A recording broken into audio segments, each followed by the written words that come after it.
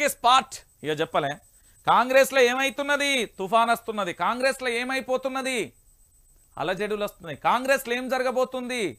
అల్లకల్లోలం జరగబోతుంది ఎందుకంటావు పట్టుమని 10 రోజులు కూడా కలిసి ఉండలేని కాంగ్రెస్ ను మార్పుతో తెర మీదకి తీసుకొచ్చినప్పుడు జరగబోయే పరిస్థితులు గిట్లనే ఉంటాయి బట్టికి స్పాట్ నేనే నెంబచ్చు అని ప్రకటించుకున్న పొంగులేచి ఇటీవల పొంగులేచి తుమ్మలపై బచ్చి భార్య సెటైర్లు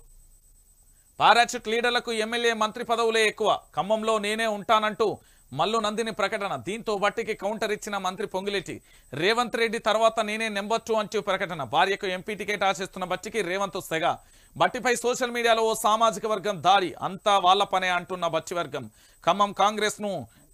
టేక్ ఓవర్ చేసే పనిలో పొంగులేటి కాంగ్రెస్ లో మళ్ళీ పెళ్లు బిగిలిన అంతర్గత ప్రజాస్వామ్యం బట్టబయలవుతున్న ఆధిపత్య పోరు కుతకుతలాడిపోతున్న 2 వర్గాలు ముందు వచ్చిన చెవుల కన్నా వెనక చేసుకొచ్చిన కొమ్ములే ఎక్కువ అన్నట్లు ఎప్పుడు వచ్చామనేది కాదు బుల్లెట్ దిగిందా లేదా అన్నట్లుగా సేమ్ ఖమ్మం కాంగ్రెస్ లో కూడా ఇదే జరుగుతుంది కొత్తగా వచ్చిన కొమ్ములు అప్పటికే ఉన్న చెవులను పక్కన పెట్టేసే ప్రయత్నాలు చేస్తున్నాయట దానికోసం సకల అస్త్రశస్త్రాలు సామధాన భేద దండోపాయాలను ప్రయోగిస్తున్నారట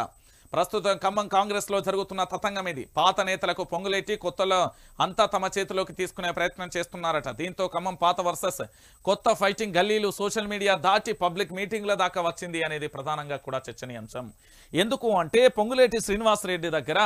దాదాపుగా 18 మంది ఎమ్మెల్యేలు ఉన్నారు బట్టి విక్రమార్కకు సంబంధించి మొదటి నుండి పార్టీని కాపాడుతూ పాదయాత్రలు చేస్తూ రకరకాలుగా ప్రయత్నాలతో ముందుకు సాగుతున్న ప్రయత్నం ఇదొకటి ఈ 2 కూడా మీరు చూసిళ్ళు వాస్తవానికి ఇక్కడ ఏం జరుగుతున్నది అంటే ఈయనకు ఎమ్మెల్యేల మద్దతుతో పాటు ఆర్థికంగా కలిగిన నేత ఇక్కడ బట్టి విక్రమార్కకు సంబంధించి ఏంది అంటే ఆయన క్యాడర్ని నమ్ముకున్న నేత ఎందుకంటే మొదటి నుంచి ఉన్నా లేకున్న పరిస్థితి ఏంటంటే ఇప్పుడు రేవంత్ రెడ్డి పొంగులేటి శ్రీనివాసరెడ్డికి ఖచ్చితంగా కూడా భయపడే పరిస్థితి వస్తుంది ఎందుకంటే ఆయన కనుక ఏక్నాథ్ షిండే అయితే కథ వేరే ఉంటుంది అనేది ఆయనకు కూడా తెలిసిపోయింది సో 18 మందికి సంబంధించిన ఎమ్మెల్యేలకు సంబంధించి పూర్తి స్థాయిలో కూడా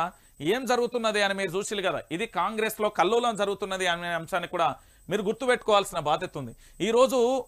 కాంగ్రెస్ పార్టీ అనేది రాక అధికారంలోకి వచ్చింది సమిష్టిగా ఉండి అందరూ కూడా పూర్తి స్థాయిలో ఉండి పని చేయాల్సిన పరిస్థితి ఏర్పడుతుంది కానీ మనోడు ఏమన్నాడు గుంపు మేస్త్రి అని ముఠా మేస్త్రి అని ఆ మేస్త్రి కింద అందరూ ఒకే రకంగా ఉండరు కదా అదే జరుగుతున్నది అనే విషయాన్ని తెలంగాణ యావత్తు ప్రజలందరూ కూడా గుర్తుపెట్టుకోరి